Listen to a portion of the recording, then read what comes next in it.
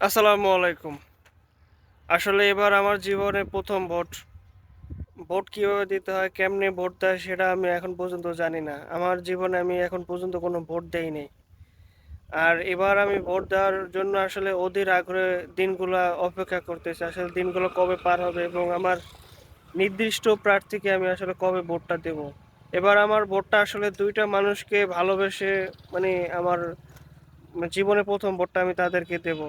এক হইলো আমার বেগম খালেদা জিয়া, যে এই ১৭ বছর জেল, জুলুম, অত্যাচার, নির্যাতন সহ্য করেও এই বাংলাদেশে রয়ে গেছে। চাইলে সে বিদেশে সেটেল হইতে পারত। বিদেশে অনেক সুখের জীবনযাপন করতে পারত। কিন্তু সে করে নাই।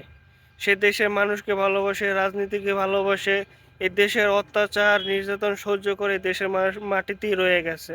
এবং তার জানাজা এ দেশের মাটিতেই হয়েছে এবং তার কবর এ দেশের মাটিতেই হয়েছে।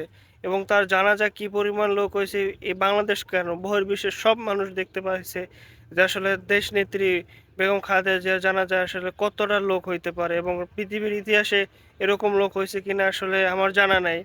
আর আরেকটা মানুষ হলো জননেতা শহীদুল্লাহ তালুকদার, যার রাজনীতি জীবনে কলঙ্ক নাই, যে দুর্নীতির সাথে জড়িত না, যাকে জনগণ মন প্রাণ থেকে ভালোবাসে, যাকে দেখলে মানুষ জনগণ শ্রদ্ধা ভরে তাকে স্মরণ করে। তাই তাকে ভালো লাগে বিধায় আমার ভোটটা আমি এবার বিএনপিতে দেব। এবং তার কাছে আকুল আবেদন থাকবে, যখন সে এমপি ইলেকশনে নির্বাচিত হয়ে আমাদের মানে এমপি হবে, সেজন্য অবশ্যই আমাদের দলীয় ইউনিয়নের যোগাযোগ ব্যবস্থাটা উন্নত করে দেয়। তার কাছে এটাই বিশেষ আকুল আবেদন থাকবে আমার।